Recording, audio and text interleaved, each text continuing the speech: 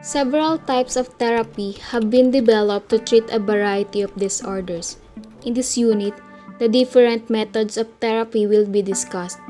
It will describe how the treatment of mental disorders changed over the years, including early inhumane treatment, the development of using drugs, and the community health centers. In addition, the biomedical and psychological treatment for psychological disorders will also be discussed. Three primary forms of psychotherapy, which are the behavior therapy, cognitive therapy, and humanistic therapy. This chapter will also describe the different modalities of treatment, which includes individual therapy, group therapy, couples therapy, and family therapy. The other method of treatment will also explain in this unit, such as combined approaches and technology-based treatment. Way back in 14 to 17, people diagnosed with mental illness such as schizophrenia were often thought to be possessed by demons, hence inhuman practices such as exorcism and execution are done. People with mental illness are primarily confined in mental asylums wherein the primary function is warehousing, not treatment. The patients or inmates were often beaten and chained. Bedlam or Bethlehem Royal Hospital in London opened its gate to patients suffering from psychological disorder in 1547. The patients were chained, whipped, and allowed to lie in their waste until they died. In 16, trepanation was a method used to treat mental illness that involves creating holes in one's skull using various tools such as trepan, bore, grill, and even saw. In the late 17, the tranquilizing chair was developed by Dr. Benjamin Hush, the father of American psychiatry. The patients were strapped into this chair and remained until they seemed calm down. Dr. Hash also cures his patient with fright by putting them into coffins and convincing them that they're dead, but despite it, he encouraged his staff to treat the patients with kindness. In the 17s, some hospitals sold tickets to the general public for entertainment, especially to ladies and gentlemen of the British upper class to watch the asylum inmates' behavior. In the late 17th and early 18th, few doctors began to make reforms by removing patient chains, forbidding physical punishment, and using a more psychological approach to treat mental disorder.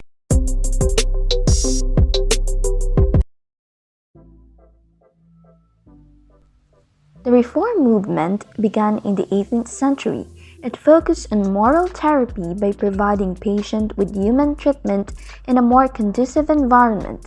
It is a form of psychotherapy wherein a person with mental disorder could be helped by being treated with compassion, kindness, and dignity in a clean, comfortable environment that provided freedom of movement, opportunities for occupational and social activity, and reassuring thoughts. However, by late 18, moral therapy has been abandoned since it became more overcrowded and also the public lost interest in supporting it. So the funds became light and treatment became scarce. These are the people who spearheaded moral therapy. First, we have Philip Pinel, who was born in 1745 and died in 1826. He unchained one of his patients at La Salpêtrière rather than Amok as had been feared, and they profited in kindness and freedom. He named his approach to treatment as treatment moral. Next is William Tooke, was born in 1732 and died in 1822. He promoted human custody and cared for mental disorders in England. He also led the movements for reform. Elizabeth Karen Ziman, Nellie Bly, is a famous activist and American journalist who publicly campaigned for the improvement of the people diagnosed with psychological disorders through her investigative articles. She was born in 1864 and died in 1922. Lastly, we have Dorothea Dix, was born in 1802 and died in 1887. She is a Boston school teacher who publicized the terrible living conditions and lack of equitable treatment of patients. She was able to convince Pope Pius IX to examine the unjust ways of treatment of people diagnosed with psychological disorder. At the beginning of 1880, a Swiss physician named Gottlieb Burckhardt performed the first lobotomy in which he removed some parts of the brain cortex, and his 6 patients were suffering from auditory hallucinations and other symptoms of schizophrenia. In the 19th, Sigmund Freud developed psychoanalysis, which is the first psychotherapy that spread from Europe to the United States. In 1950, mental hospitals replaced asylums and antipsychotic drugs were discovered.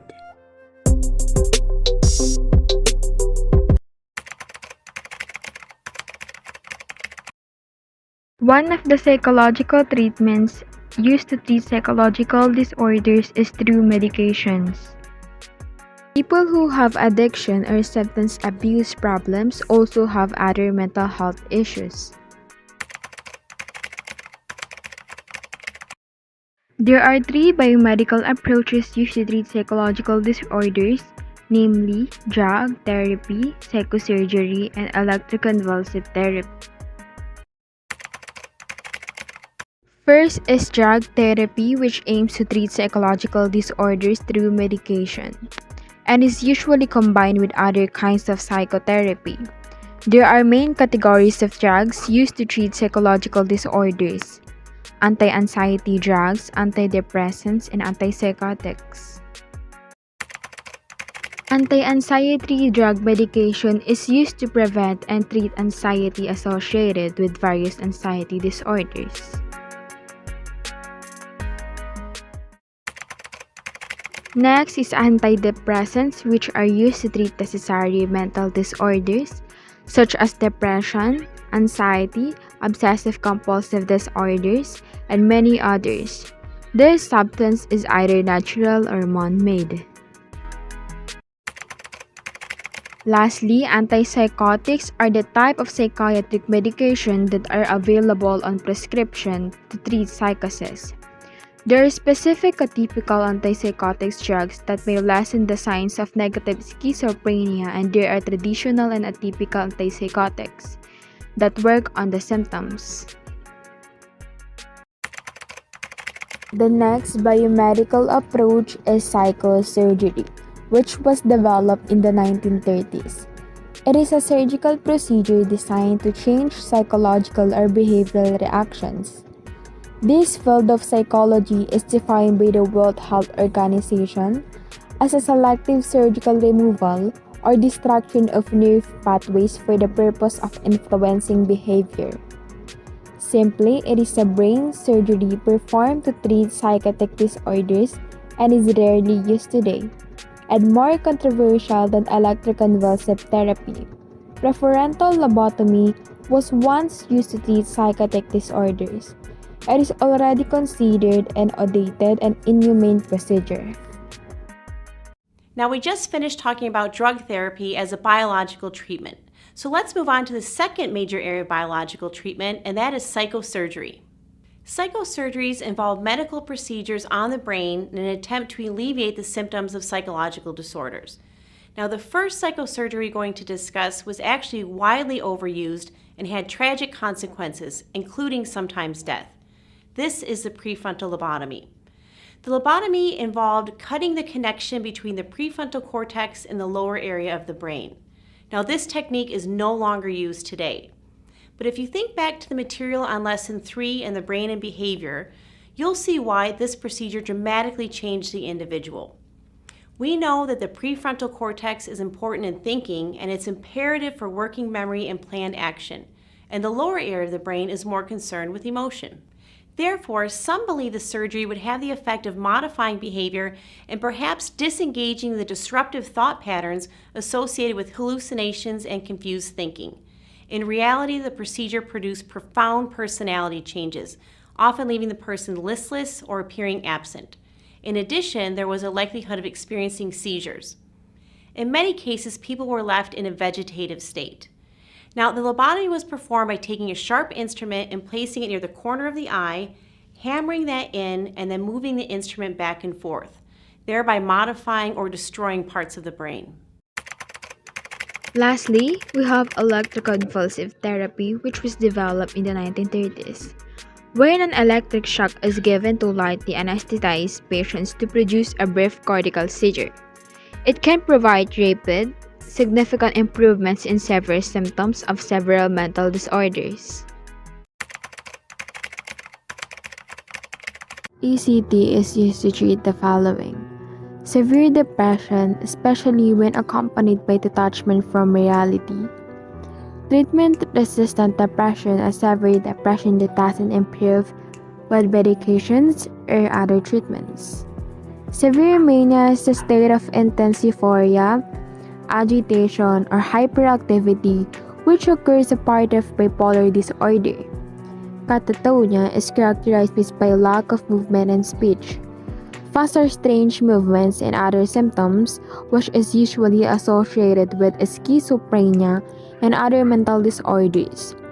But in some cases, it is caused by other medical illness and agitation, where it is often seen as the aggression of people with dementia that is hard to treat and affect their quality of life negatively.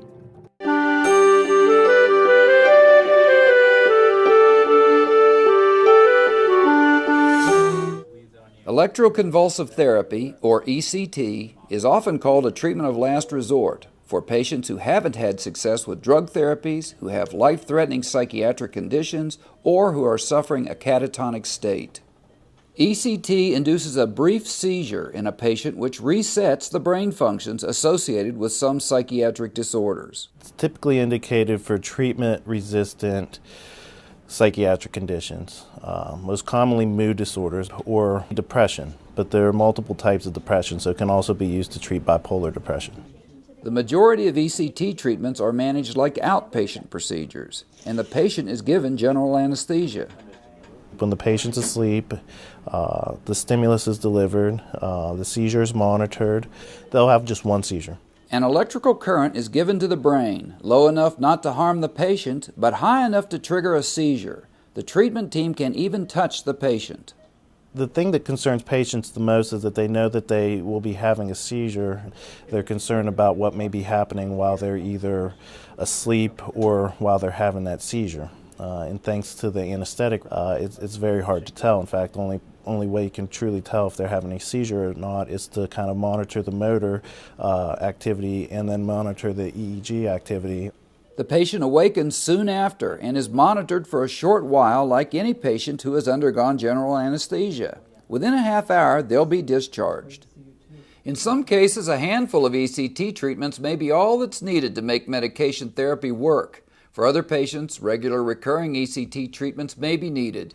In Morgantown for the WVU Health Report, I'm Dr. Raleigh Sullivan.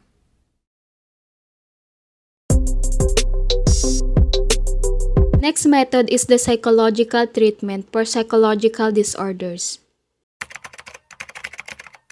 Psychotherapy is a treatment that involves psychological techniques, wherein a systematic interaction between a trained therapist and someone seeking to overcome psychological disorders and achieve self-development.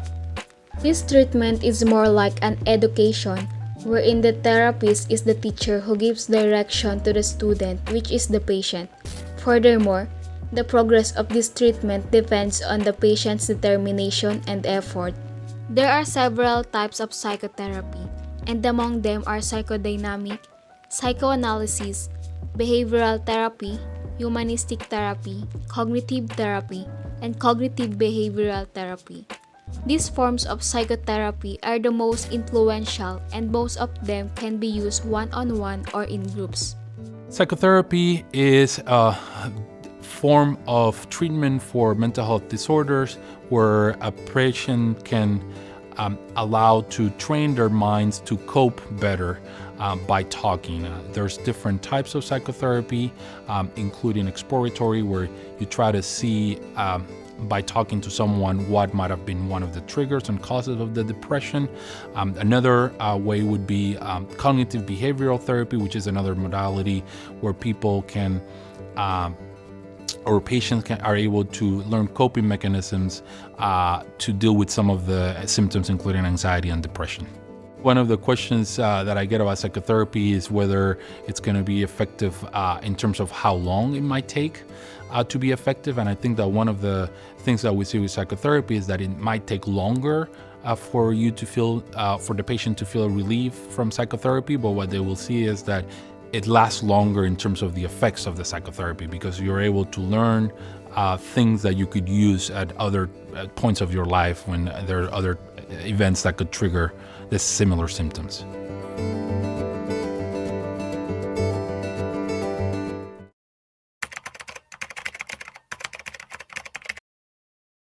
The first form is psychodynamic therapy. It seeks to improve the individual's self-awareness and understand the effect of the past on the current symptoms. Moreover, psychodynamic therapy has gradually developed from the psychoanalytic tradition that focuses on individuals as they respond to unconscious processes and childhood experiences, and that seeks to enhance self-insight, where it helps the patient to know the unresolved conflicts that originate from the past relationship troubles. Lastly, it treats the symptoms of unconscious and repressed feelings, thoughts, and motives.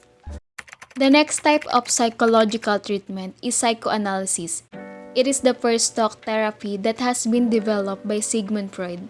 Psychoanalysis is more effective in treating less serious mental disorders than those patients in mental hospitals. Additionally, it helps the patient reclaim their unconscious thoughts and feelings so they can understand their actions. Hence, psychoanalysis gives an insight into the origins of the patient's psychological problem that focuses on changing behaviors and thoughts. This therapy was a dominant therapeutic technique in the United States in the early 20th century, but over the years, it has waned significantly in popularity and influence. However, it is still widespreading in some parts of Europe.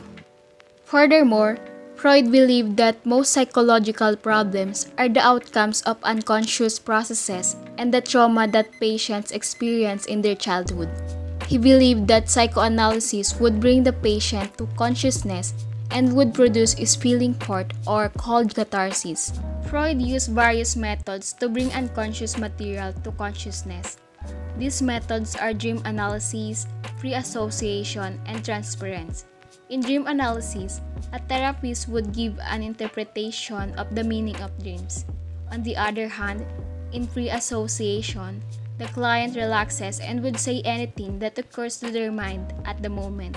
However, the client would show resistance to recalling the situations or giving thoughts, since the ego would try to block the painful conflicts.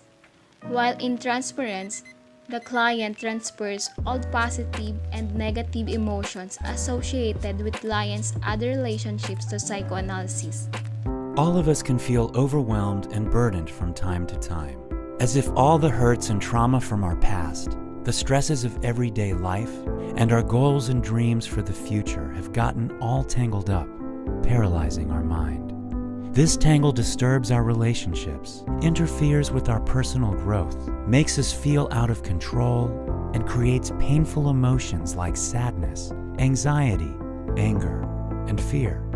This is when seeing a psychoanalyst can have lasting and life-changing benefits. Psychoanalysis is a deeper, more personalized form of talk therapy, and studies show that the benefits last long after treatment ends.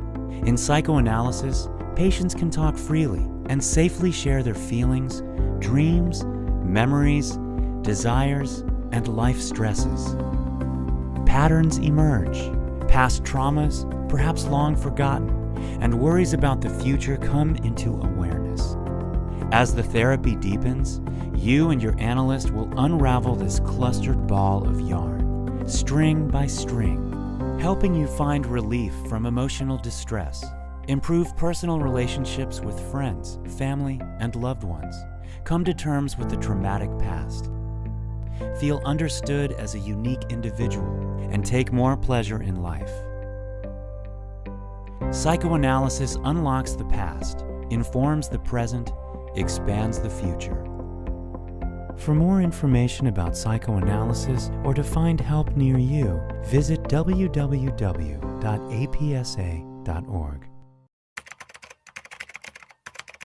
Another form of psychotherapy is behavioral therapy, which focuses on changing behavior rather than thoughts, feelings, or motives. The main goal of this therapy is to help the patient eliminate their undesirable behaviors, such as phobias and sexual disorders, and increase the frequency of desirable ones. In this therapy, treating maladaptive behavior has been reinforced and rewarded.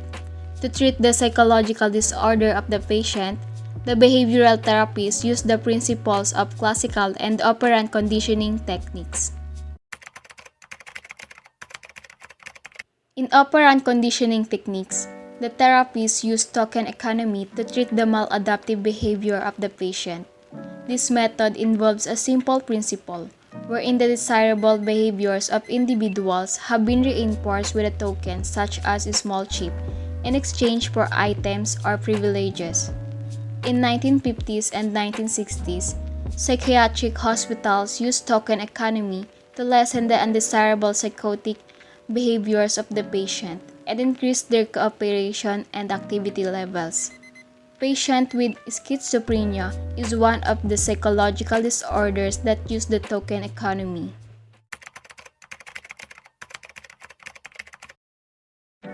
Next method is the classical conditioning technique, which was derived from the principle developed by Ivan Pavlov. The therapy is intended to recondition and change the behavior of the patient. Counter-conditioning was used in the classical conditioning technique, and it was a new response to a stimulus that the patient learned which was previously evoked an undesirable behavior.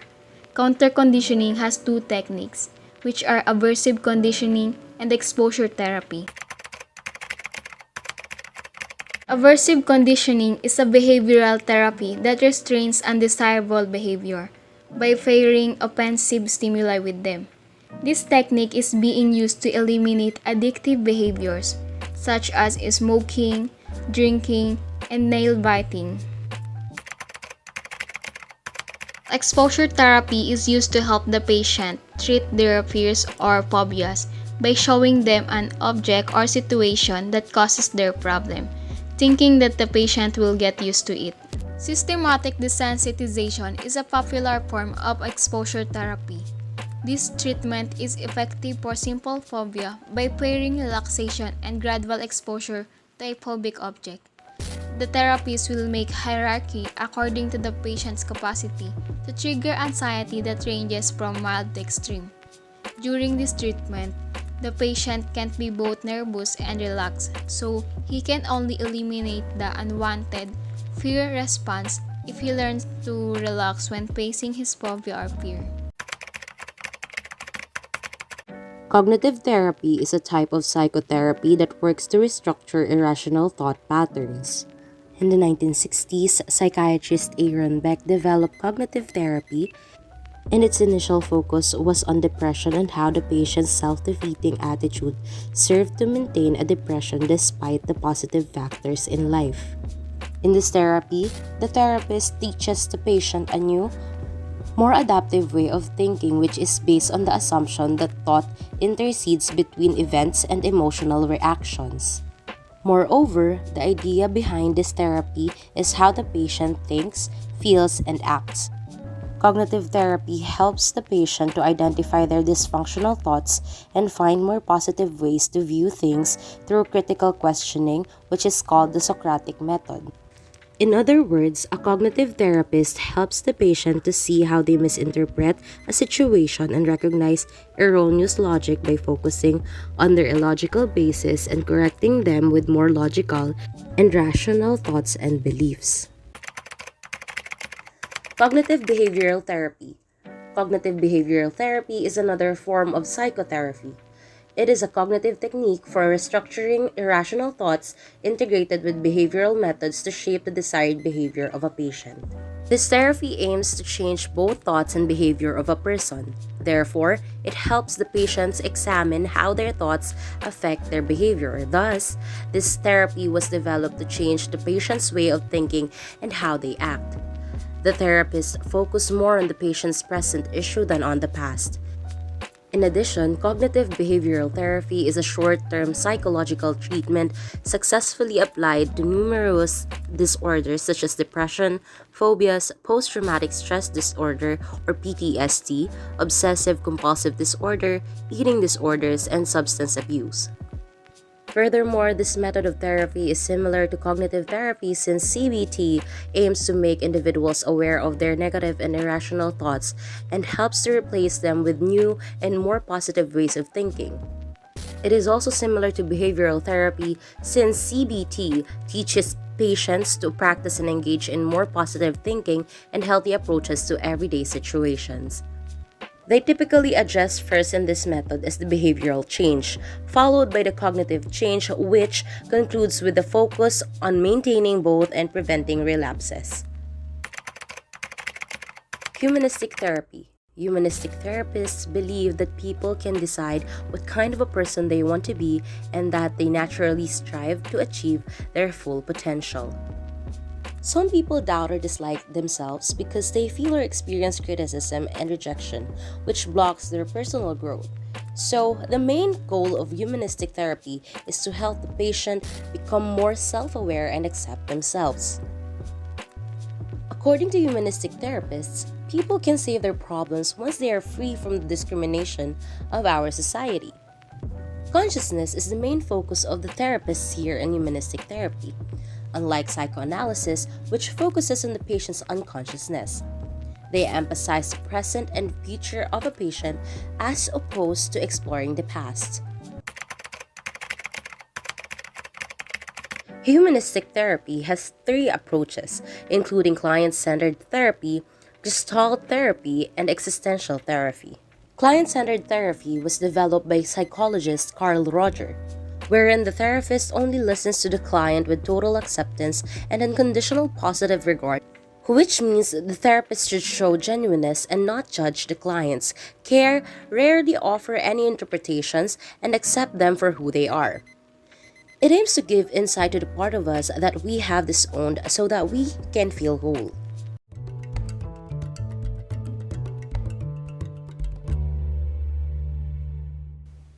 I am very fortunate, and the client is very fortunate, if I can feel I really accept you fully just as you are. Sometimes that's very difficult. I held an interview with a young man in South Africa. I didn't know anything about him. It turned out he was an officer in the South African Army. Now, for me, that meant it meant that I stretched my empathic abilities to their very limit to try to be with him, to try to understand him, to try to be caring toward him. I didn't feel I did too well. And yet, I've learned since that interview really changed the course of his life. So, I feel that if I can be genuinely understanding, try to listen not only to the words, but to the meaning, trying to understand the person that's hidden within each one of us, that's helpful. If I really care about this person in an unconditional way, that's helpful. If I can really be myself in the relationship, not a professional expert, not a, quote, psychologist, not a psychotherapist, just me in that relationship, that's helpful. All those things are possible, and when they come together, that creates a very powerful climate for change, for growth, for drawing out the potential of the client. Next is Gestalt therapy, which was originated by Fritz Perls, who attempts to integrate conflicting parts of the personality through directive methods designed to help clients perceive their whole selves. And lastly, existential therapy helps people to understand and explore the meaning they give to things that happen in their life, mainly concerned with the issues they currently face rather than things from their past.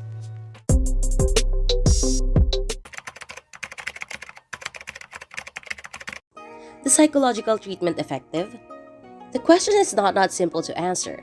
Measuring the effectiveness of our psychological treatment is not like taking our body's temperature to see if we have a fever or if our fever has gone away. If we are going to undergo psychological treatment, how would we check its effectiveness? Perhaps by examining how we feel about the progress of our treatment or by how our behavior has changed. Only a few pieces of research have addressed the issue of which psychotherapies work on various problems. A few decades ago, people who received any treatment were better off on several outcomes that were relevant to mental status than those people who did not receive any therapy, as shown in the review of the literature on the efficacy of various forms of psychotherapy. In the research of the APA Presidential Task Force in 2006, therapists must base on empirical evidence when making treatment choices where they need to be evidence-based therapies. According to Shedler 2010, the effectiveness of psychotherapy continues to show that most types of therapy are effective, and few significant differences exist among general psychotherapy, cognitive behavioral therapy, and psychodynamic therapy, based on the current meta-analysis. The dodo bird verdict is sometimes referred to as this conclusion. First, we have individual therapy, which is also known as individual psychotherapy or individual counseling. It is a one-on-one meeting between the client and the therapist. It helps the client to explore their feelings, overcome their life challenges, and identify aspects of themselves and their lives that they want to change and how they will change or improve themselves. Next is group therapy, wherein the therapist meets with a group of clients of the same ages and shares the same problems. It is a complex and emotionally charged process, but it helps the clients to achieve personal growth. Study shows that this modality of treatment is more effective for children that are facing numerous kinds of challenges in their lives. Groups can be organized in different ways. Some groups have a specific theme, some are time-limited, and some are open for membership, meaning the group is open to all people who want to join. There are also closed groups, wherein only certain people are allowed to join.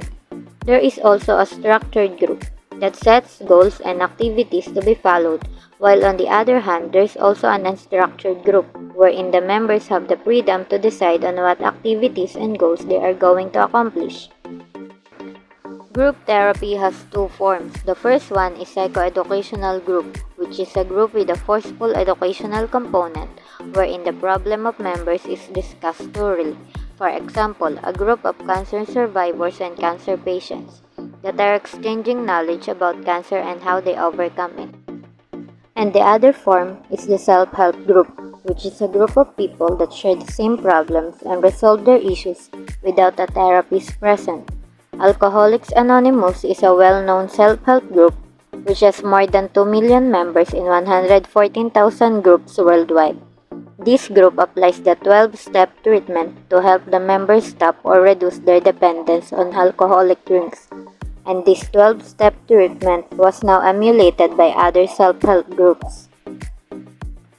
Group therapy has many benefits. The members are more comfortable with sharing and discussing their problems with people who share the same problems with them. The members are able to reflect and learn about each individual's difficulties.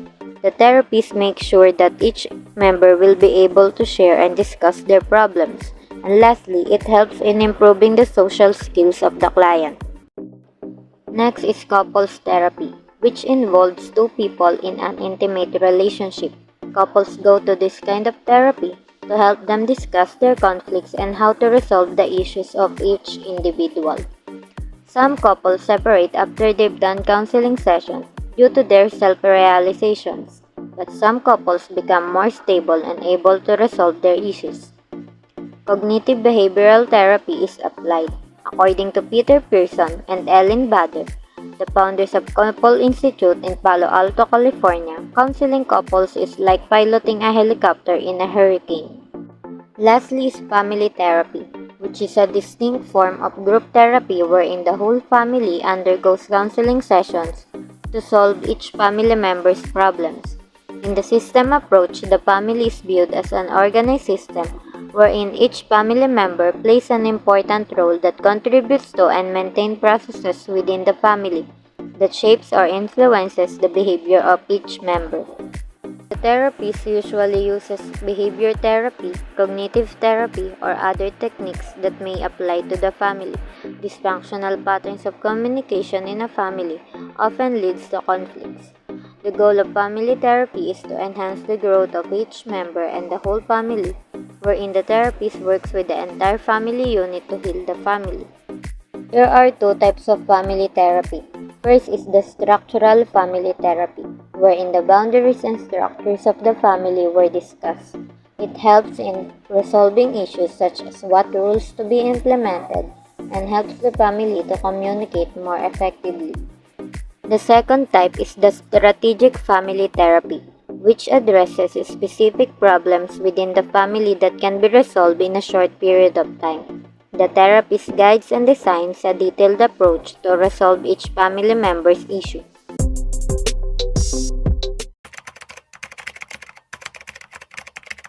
The first combined approaches are drugs and psychotherapy. This combination works best for depressive and anxiety disorders in which thinking is not severely impaired, given the dynamic interplay between biological and psychological influences in many psychological disorders. Combined treatment might work better in group than alone. In addition, this combined therapy is used to manage depression, which might employ drugs to help manage the depressive state with cognitive behavioral therapy to help clients recognize and control the thought patterns that may push them into depressive state. Next combined approach is integrative therapy, which is an eclectic approach to psychotherapy that throws in numerous techniques in their work with clients. It combines different therapeutic tools and approaches to individuals that fits the client's need. Integrative therapy can be incorporated into almost any type of short-term or long-term therapeutic work with others. It may include behavioral therapy, cognitive therapy, and a humanistic approach. For example, if a patient is showing symptoms of simple phobia and suffering from depression, behavioral therapy can be used to treat the phobia, while cognitive techniques may work better for depression. There is an integrative treatment program for post-traumatic stress disorder, which is called prolonged exposure therapy. It combines cognitive behavioral therapy with the imagined exposure form of systematic desensitization and relaxation. This technique has been used effectively for combat and rape-related PTSD. So a second combined therapy are the integrative therapies. And these are eclectic. And by eclectic, what we mean is that the therapist can use any technique he or she feels is best for the situation. So for example, in treating post-traumatic stress disorder, sometimes we use prolonged exposure therapy. And prolonged exposure therapy is a combination of cognitive behavioral therapy and systematic desensitization and relaxation therapy. So the idea here is that the person thinks about, is exposed to the trauma in their minds, they imagine it, but at the same time they also are relaxed and have to stay relaxed. So if that happens, they become desensitized to the trauma and it no longer bothers them. Now sometimes, in fact, drugs might also be added to this combination to help treat the anxiety and help with the relaxation.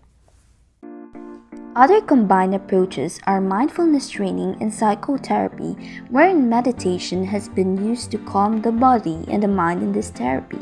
It is to notice thoughts or feelings that might throw the client's attention without getting pulled around by them and without clinging to them.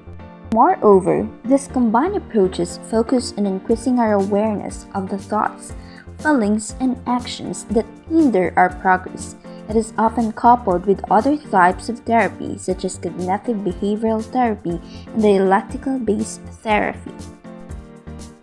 Mindfulness-based cognitive therapy, or MBCT, is usually taught in smaller groups and initially developed as prophylactic intervention for use with people with an established history of relapsing depression.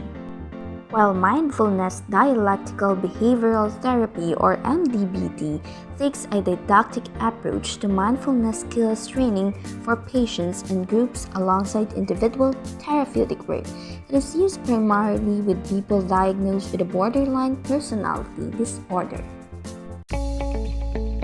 Mindfulness-based cognitive therapy combines the science of mindfulness-based stress reduction with cognitive behavioral therapy. The way I explain it is just cognitive behavioral therapy is great and it works, but with chronic pain and trauma, the way the brain changes is it's not able to click save very effectively. The science demonstrated that if they were doing mindfulness-based brain exercises prior to starting the cognitive therapy, and then at the same time as doing the cognitive therapy, the brain was able to click save a lot more effectively and the relapse rates dropped significantly. In a lot of the literature that's out there, they talk about only CBT, and they're forgetting that when you have chronic pain and trauma, the hardware of the brain changes, and so it can be really not only difficult for the brain to click save, but difficult for someone to actually exercise the practice of CBT, because in order to change your thoughts and behavior, you have to be aware of what you're doing and aware of what you're thinking. But because the brain is in that fight or flight mode so much, that self-awareness and that ability to be in the moment is really limited. So it's really hard for someone to do that, and then it feels like a performance issue, and people feel like they're not doing it right or that it's not meant to work for them, as if it takes a certain personality to do the work, and it doesn't. They're just not understanding that their brain just needs plugged in a few places where it's been unplugged. So the mindfulness piece is huge in how it heals the brain, and then we add the cognitive therapy on top of that, and voila.